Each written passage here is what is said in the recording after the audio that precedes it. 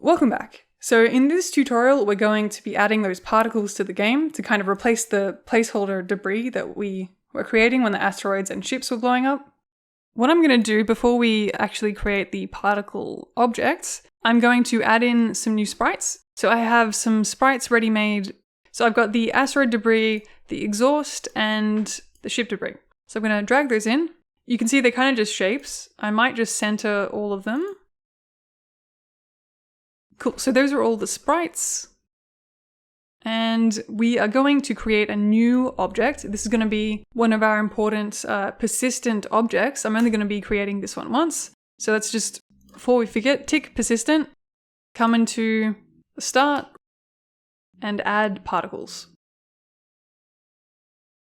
All right, so let's come into the create event. That's where we're going to be making all the particles. And what I might do is just bring up the documentation page for particles. I encourage you to have a read of this. I'm only going to be explaining a little bit of what particle effects can do. We're only going to be using particle types and systems. You can have emitters as well, which could be cool for, I don't know, creating starfield effects or something, or sparks on interesting pieces of debris. But yeah, like I said, we're just going to be setting up one particle system, which is kind of like the container for all of the particle types that we're going to create. So remember, I said we're going to create 4 different particle types, the 2 different types of exhausts, and the debris for the asteroids and the player. So the first thing that we'll do is create that container for the particles. So you just have to kind of remember that when you're creating any kind of particles, you also need a particle system. A particle system can contain multiple different types of particles, but this is the kind of container for it, and you can do system-wide changes. For example, what we will want to do at the end of the room is clear the entire system of particles so we don't get particles staying over when the room restarts, so stuff like that. All right, so like I said, we're going to have the 2 different types of exhaust, and we're going to have the debris after that. So let's start off with just trying to create the exhaust for the player. So I'm going to call this part type exhaust. We're going to create a particle type and part type create. So now we have created a particle type. It does kind of come with set values. So let's just middle click on that and have a look and click on particle types. And you can see these are all the kind of different changes you can make to a particle. So you can choose from predefined shapes, or we can actually use our own sprites, which is what we're going to do. Down here you can see you can change the size and scale, speed, direction, gravity, orientation, color effects. You can do lots. And you kind of just have to have a tinker around with all of these to see what you like and see what looks good. It might seem a little bit arbitrary and you have to just kind of fiddle with the numbers a lot. I encourage a lot of experimentation here. A lot of the numbers that I come up with in a second are going to seem like I've just pulled out random numbers, but like I said, feel free to play around with them. The first thing we do want to do though is set the sprite. So you have to plug in the index of the particle type, which is just this. And now we do the sprite name. So that was called sprite exhaust. It's asking if it wants it to be animated. No, we don't. Stretch is if you wanted to stretch the animation to the particle lifetime. We're not even having it animating.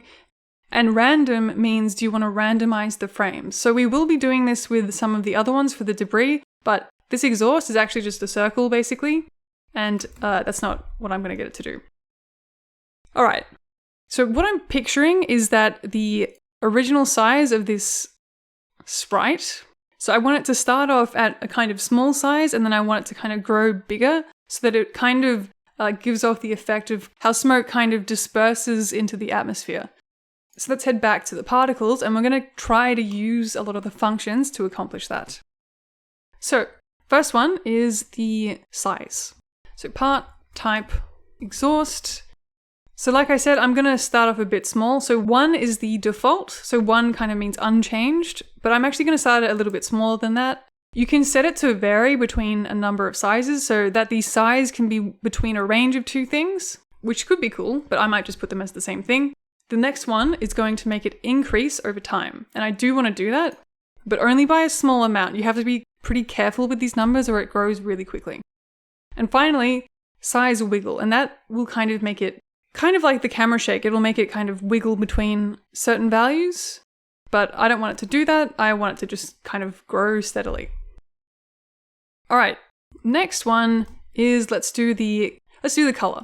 So for the player, what I'm going to do is I'm going to go from white to pink or fuchsia to purple. I've kind of just chosen that because I think it looks good with aqua, and I'm going to make the enemy ones a bit more orange and yellow, just so I can kind of get all the colors of the rainbow and make sure the game looks nice and pretty and we're not overlapping colors, but have a play with that, make it look however you want. All right, next thing I'm going to do is make it fade out from fully opaque at the start to 0 in the end. So I'm actually going to go, it's going to fade between 3 different variables, and I'm using 3 just so that it only starts fading off at the very end. And finally, I'm going to set how long it's actually alive for. So how long does it take for this particle to fade away? And I might just do it for 20 steps. So this is steps, not seconds. One thing that I want to do before we go on is particles are a little bit different to other variables. Generally, whenever you set up a variable in GameMaker, when that variable isn't needed, so when objects get destroyed, all their variables get deleted from memory because it doesn't need to be on your computer anymore. But particles are handled a little bit differently. We have to do our own cleanup. So we just have to remember to come into the cleanup and destroy the particle system. And in addition to destroying the particle systems, we also want to destroy the particle types. So we've only set up one for now, so let's go ahead and destroy that one. All right, and we'll add the rest of them once we've created the rest of the particles. All right, and actually another thing that we want to do is, just in case any of these exhaust particles are going to hang around after the player dies or wins, we want to just make sure that on the room end, we're going to just clear the system of its particles. I'm not actually going to delete it yet, but we will clear it. So we're going to go particles, clear. So this will just clear all the particles that are there, but it won't reset any of these values and it won't destroy the particle system. It just gets rid of the particles that are there. All right, so now all that's left to do is to test this, is to come back to the ship, and we're going to add particle effects when we're moving. And actually, I only really want it to create the particles when I'm pressing move, when I'm pressing up, or when the ship is actually propelling itself through space. And the way we're going to do this is we want to go particles, create. So this kind of allows us to just create a burst of the particles. So part system. But remember, since we're in the player, we don't actually have access to this particle system. It was created in OBJ particles. So we have to go with OBJ particles and make this burst. All right. Now we have to pass it our X and Y position. So I'm just going to put some placeholder XXYY. Now the particle type we do know, so part type exhaust. And the number, I'm just going to do 1. All right. So now, where is the XXYY going to be? So I don't actually want it to be exactly X and Y because X and Y are at the very center of the ship. I want it to be at the tail end of the ship where the exhaust would kind of be. So I am going to use some vector math. So kind of like how we were doing with the guns, we're going to use the length dir functions. And what I might do is also have a temporary variable for the length. I'm going to make this the sprite height over 2. Or actually, I might do it a little bit less than half, right? Because if we actually just have a look, go over to the sprite, it's not quite all the way back. It's kind of there, so I might just do 0.4. And I'll plug that into here.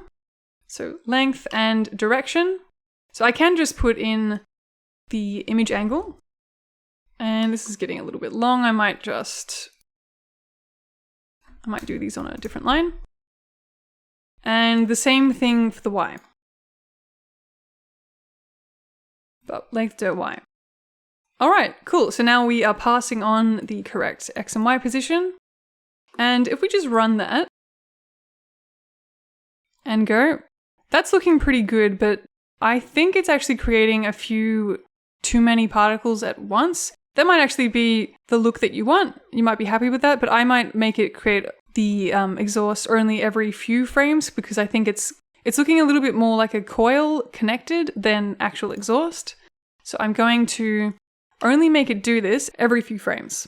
And we're going to use the exact same technique as what a lot of the ships are using to shoot. So we're going to have a counter. So let's come into the create event.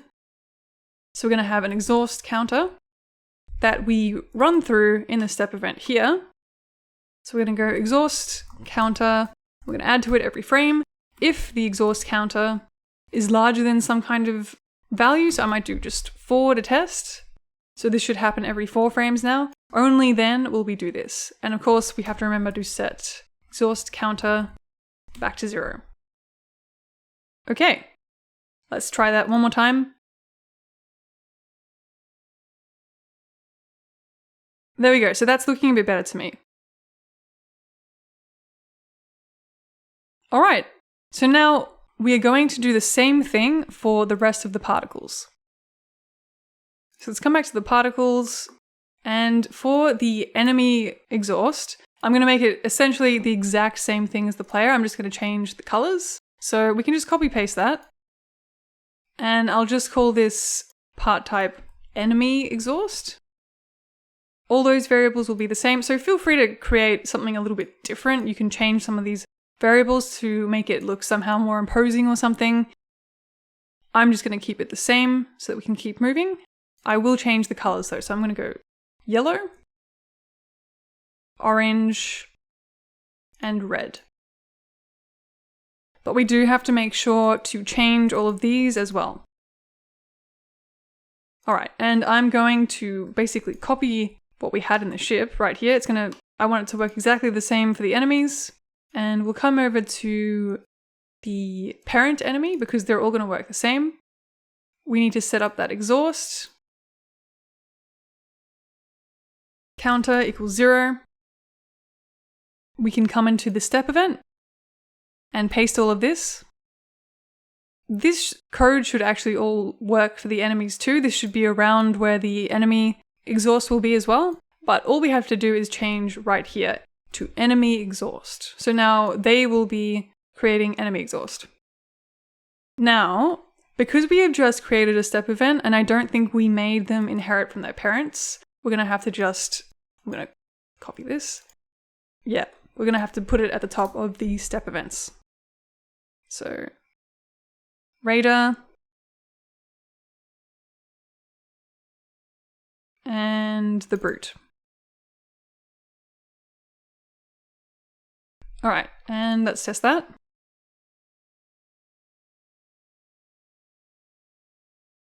There we go, so our propulsion's working and the enemy have got theirs. Great. All right, now let's do the debris. So we'll come back to the particles.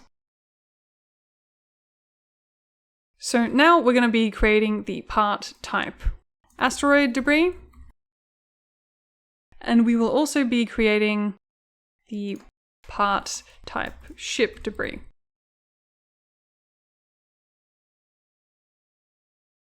Remember just to set the sprite to that sprite that we had. So it was called SPR asteroid debris 4. I'm going to say false to animation. We don't want it to animate, but I do want it to randomly select a frame from this because remember this had kind of different chunks for us. So it'll randomly select one of those when it's creating the particles. And similarly, we'll do the same for this one, but with a different name. It was the ship debris. All right, and I might just speed up me creating the other variables for this one. I encourage you to have a look too. Don't just stick to the color and alpha. You might want to change the orientation and the speed of everything just to make it look a bit more like an explosion. All right, so these are the values that I've come up with. So I have set the asteroid debris to a life of 60 to 80 frames. I've set its alpha to be a little bit below full alpha at all points, just so that we can kind of distinguish them from the surrounding real asteroids that we can shoot. I've set a random direction for them. I've set them to kind of rotate a little bit slowly, and I have set them to have a kind of fast speed at first, and then it will kind of decrease over time.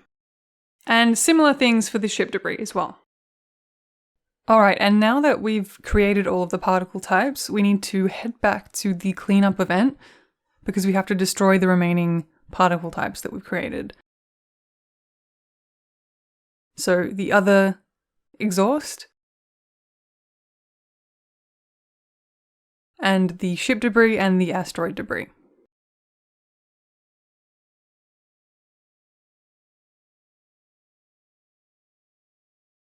Alright. So, now that we've got all that set up, we can come over to all of the debris creation points. So I think almost everyone had one of those. So let's actually go to the ships one first. So let's head over to the ship. And let's go to the destroy event. That's where we had the debris creation. So now we don't need this anymore. We're not going to be creating the debris object. In fact, we don't even need that object anymore. We should delete it later. But right here, we'll do the same thing that we'd done previously. And I might just grab this here, although we don't need this, it needs to just be XX and YY. And we want to be making part type ship debris. And I might not make one, actually I might make like 10 because the ship is exploding. I want lots of shapes to go everywhere. Now the final point is that at the moment the ship has an image blend of aqua, whereas the ship debris sprite is just white. So I didn't set it to have a color in here because what we can do, I'm going to completely color it with a different function. We can use particles create color.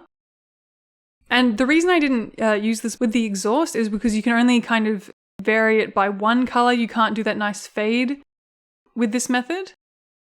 So I had to create two different particle types. But now we can pass in a color to completely tint it. So we can just pass in the image blend, although we can't type image blend like this because remember, this is within a with statement, so the scope is the particle object. So we need to save it out here. So we'll just save it into IB and in there. And I'm going to copy all of this because it's going to be the same for the enemy ship. So let's come to the enemy ship. And in their destroy event, we can also get rid of their debris and paste that in. It will be the ship debris. All right. Finally, let's head over to the asteroids. All right, so yep, we're in the correct event. It's the destroy event. And we just have to pop in here all of the particle creation. So the asteroids are already white, so we don't need to be tinting it. And actually we need access to it to XXYY in all of these places. So I might actually do it outside. I might declare underscore XX equals X and underscore YY equals Y because we're going to use that in all of these to create the particle effects. And I'm going to create a different number of particles in each one. So the enormous asteroid is going to create a lot of particles. So I'm going to go particles, create.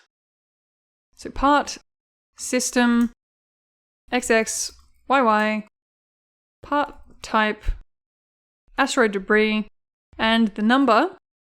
So like I said, I want the huge one to be creating a lot. So I'll make that 12. Great, now I can just copy this. It's got access to the XXYY. Paste that in here. I'm going to change this to 8 for the medium one. And for the little one, we can just do 4. And we want to just delete this line and get rid of OBJ debris. And we can even check just to make sure if we have any more references to OBJ debris. So I've just hit Control-Shift-F. I'm going to search for OBJ debris. There's no references now to it in the project anymore. So we are safe to just completely delete that object. We don't need it. Cool. Let's give that a test.